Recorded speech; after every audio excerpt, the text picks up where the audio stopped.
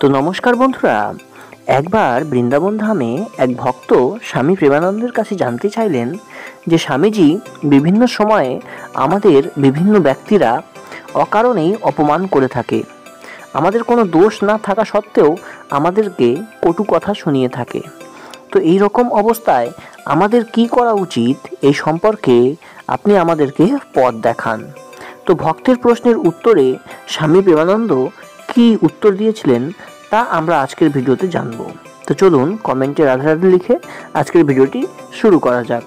এর উত্তরে স্বামীজি জানালেন যে দেখো বৎস, যখন কেউ আমাদের বিনা কারণে অপমান করে থাকে তখন আমাদের মধ্যে রাগ এবং ক্ষোভের জন্ম নেওয়াটা স্বাভাবিক ব্যাপার। কিন্তু সে যে বিষয়ে আমাদেরকে অপমান করছে সে বিষয়ের মধ্যে যদি কোনো সার না থাকে, অর্থাৎ সেই বিষয়টি যদি পুরোপুরি মিথ্যে হয়, তাহলে তার এই কথা আমাদের কাছে গুরুত্বহীন হয়ে যাবে। ধরা যাক কেউ তোমাকে এখন চোর বলছে, কিন্তু তুমি আসলে চুরি করনি, তাহলে এই বিষয়টি প্রথমে তাকে জানানো দরকার, তাকে বুঝিয়ে দেওয়া দরকার যে তুমি চুরি করনি। কিন্তু এটা বুঝিয়ে দেওয়ার পরেও যদি সে তোমাকে চোর বলতে থাকে, বারবার একইভাবে অপমান করতে থাকে, তাহলে তার কথাকে সম্পূর্ণরূপে অগ্রাহ্য করা উচিত। এমন একটা পরিস্থিতি দেখানো উচিত যাতে দেখে যেন মনে হয় যে তুমি তার কথা শোনোইনি। কিন্তু যদি তোমার মধ্যে কোনো দোষ থাকে তাহলে এটাকে ঈশ্বরের দেওয়া লক্ষণ হিসেবে ধরে নিয়ে নিজেকে শুধরে নেওয়া উচিত। আর আধ্যাত্মিকতা আমাদের শেখায় যে ক্ষমা শাপ দেওয়ার চাইতেও শক্তিশালী। যখন কেউ তোমাকে অপমান করবে আর তুমি নিশ্চুপ থাকবে, তোমার এই নীরবতা তার কাছে এক কঠিনতর শাস্তি হয়ে উঠবে।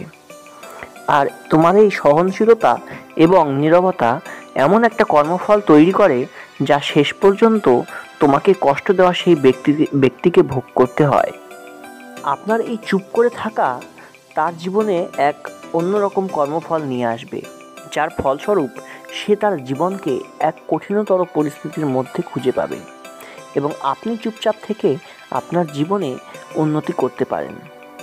আধ্যাত্মিকতার এই পথ আমাদের এই শিক্ষা দেয় যে কেউ আমাদের অপমান করলেও চুপচাপ মাথা নিচু করে সেই স্থান থেকে প্রস্থান করা। এই পথ কঠিন হলেও এর ফল অত্যন্ত সুদূর প্রসারী। এই পথ অনুসরণ করলে জীবন হয় শান্তি এবং মঙ্গলময়। জীবনে কোনো রকম অশান্তি সহজে প্রবেশ করতে পারে না। এরপর স্বামীজি একটা গল্প শোনালেন। একবার একজন শিষ্য এবং একজন গুরু নৌকায় করে নদী পার হচ্ছিলেন।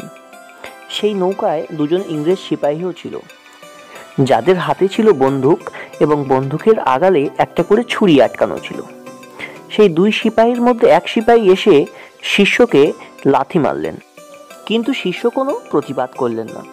এরপর নদী পার হওয়ার পর যখন ওই ইংরেজ সিপাহী নৌকো থেকে নামতে গেলেন, তখন তার পা পিছলে গেল এবং বন্দুকের আগালে আটকানো চাকু দিয়ে তার গলায় ঢুকে গেল এবং তার মৃত্যু হলো। এরপর স্বামীজি বলে উঠলেন যে শিষ্য, তুমি যদি আজকে কিছু বলতে তাহলে সেই ব্যক্তিটি বেঁচে যেত। ঠিক এইভাবেই আমাদের চুপ থাকা এবং ঈশ্বরের উপর বিচার ছেড়ে দেওয়া সেই অত্যাচারীর ওপর এমন এক কর্মফল তৈরি করে যার কর্মফল তাকে সারা জীবনভর ভোগ করতে হয় এবং তার জীবন নরক হয়ে যায়। তো ভক্তের প্রশ্নের উত্তরে স্বামীজি এই কথাই বলেছিলেন। তো কেমন লাগলো আজকের ভিডিওটা সেটা অবশ্যই কমেন্টে লিখে জানান। আর এই রকমই স্বামী প্রেমানন্দের হিন্দি ভিডিওগুলোকে বাংলায় শোনার জন্য আমাদের চ্যানেলটি সাবস্ক্রাইব করে আমাদের পাশে থাকুন আর ভিডিওটা শেয়ার করুন আপনার প্রিয়জনদের সঙ্গে। ধন্যবাদ।